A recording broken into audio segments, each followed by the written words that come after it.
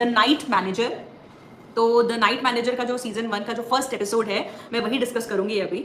हमें दिखाया जाता है इजिप्ट, कायरो, और यहाँ पर 2011 में जो इजिप्शियन रेवोल्यूशन चल रहा था उसका बैकग्राउंड है। एक होटल है और उस होटल में एक नाइट मैनेजर है। जोनाथन नाम है शख्स का। वो बेसिकली यहाँ पे मैनेजर की तरह काम करते हैं। और जोनाथन पाइन जो शख्स है, उसे एक लड़की टकराती है जिसे सोफी कहा जाता है। एक और कैरेक्टर है जो एक पावरफुल बिजनेसमैन है, बहुत अमीर है, और उसका नाम है फ्रेडी। और फ्रेडी की जो मिस्ट्रेस है वो उसका नाम है सोफी। तो सोफी और जोनाथन एक दूसरे से मिलते हैं इस होटल में। सोफी जो है वो जोनाथन से बातें करने की कोशिश करती है और उस पर भरोसा करने लगती है। जोनाथन के साथ भी लगता है कि वो सोफी की तरफ अट्रैक्टेड है। और सोफी जोनाथन को कुछ डॉक्यूमेंट्स देती है, कुछ कॉन्फिडेंशियल डॉक्यूमेंट्स, जिसके अंदर कुछ सीरियस चीज़ें शामिल हैं, जैसे कि एक लिस्ट है वेपन्स की, हथियारों की एक लिस्ट है, उन केमिकल्स की लिस्ट है जो वॉर वगैरह में या बैटल में यूज़ करना बैन है। फ्रेडी नाम का जो बिजनेसमैन है, जो सोफी का बॉयफ्रेंड है, वो एक्चुअली इन वेपन्स को खरीद रहा है रिचर्ड रोपर नाम के एक इंटरनेशनल बिजनेसमैन से। तो एक डील होने वाली है रिचर्ड रोपर और फ्रेडी के बीच। और इस डील की जो डिटेल्स हैं, जो लिस्ट है, जो डॉक्यूमेंट्स हैं, वो सोफी ने जोनाथन को दे दिए हैं, ये सोचकर कि ये सही हाथों में पहुंच जाएं डॉक्यूमेंट्स। और वो ये भी कहती है जोनाथन से कि अगर मुझे कुछ हो जाए तो इन डॉक्यूमेंट्स को आगे फॉरवर्ड कर देना।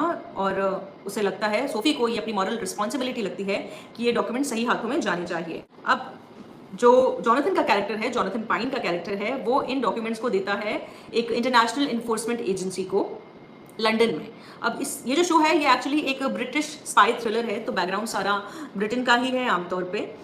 यहाँ पर जो इंटरनेशनल इन्फोर्समेंट एजेंसी जो है, वहाँ पे एक इंटेलिजेंस ऑफिसर है जिसका नाम एंजेला है, और वो जो इंटरनेशनल बिजनेसमैन है रोपर, उसे पकड़ना चाहती है, क्योंकि उसे आइडिया है कि रोपर कुछ इलीगल काम करता है और उसके पास लाइक दुनिया के सबसे अमीर आदमियों में से एक है वो, लेकिन वो गलत काम कर रहा है, इलीगल काम कर रहा है। और एंजेला जो है वो एक ईमानदार इंटेलिजेंस ऑफिसर है, तो वो चाहती है कि रोपर को पकड़ा जाए।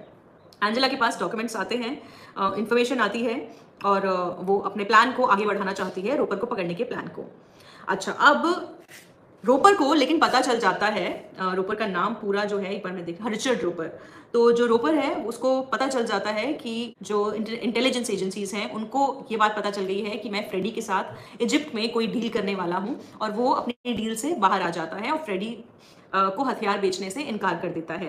फ्रेडी को शक होता है कि ये खबर आगे कैसे पहुंची, और इस बात पे उसे काफ़ी गुस्सा भी आता है कि ये जो डील होने वाली थी जिसमें मैं काफ़ी कुछ ज़रूरी चीज़ें खरीदने वाला था, वो कैंसिल हो गई है। अब इसकी वजह से सोफी जो है, यानी कि फ्रेडी की जो मिस्ट्रेस है, वो खतरे में आ जाती है, उसकी जान खतरे में आ जाती है। ऐसे में जो जोनाथन पाइन है, जो कहानी का जो हीरो है, वो सोफी की हेल्प करने की कोशिश करता है और उसे अपने साथ एक जगह पर लेकर जाता है, वहाँ छुपाने की कोशिश करता है और सोचता है कि मैं इसको बचा लूँगा। इनके बीच एक रोमांटिक रिलेशनशिप भी डेवलप हो जाती है। जोनाथन सोफी से कनेक्टेड फील करता है और सोचता है कि मैं इसे बचाऊंगा, वो रिस्पॉन्सिबल फील करता है सोफी की जान को लेकर। अब होता यह है कि फ्रेडी के लोग किसी तरह से सोफी को मतलब सेफ होने नहीं देते, और इससे पहले कि सोफी बच के निकल पाए, अपनी ज़िंदगी बचा पाए, उसे पकड़ लेते हैं, उसे मार डालते हैं। हालांकि ये सब कुछ ऑफ स्क्रीन होता है, हमें दिखाया नहीं जाता। और जोनाथन के दिमाग पर इसका ऑफकोर्स नेगेटिव असर पड़ता है। वो थोड़ा अपसेट फील करता है कि सोफी की जान चली गई और मैं कुछ बेहतर कर सकता था। अब कहानी का जो पहला हिस्सा है वो यहाँ तक रहता है एपिसोड में। उसके बाद हमें दिखाया जाता है 4 साल बाद का स्विट्जरलैंड। अब यहाँ पर जोनाथन एक अलग रिजॉर्ट में काम कर रहा है, एक अलग होटल में काम कर रहा है, और यहाँ पे वो नाइट मैनेजर है।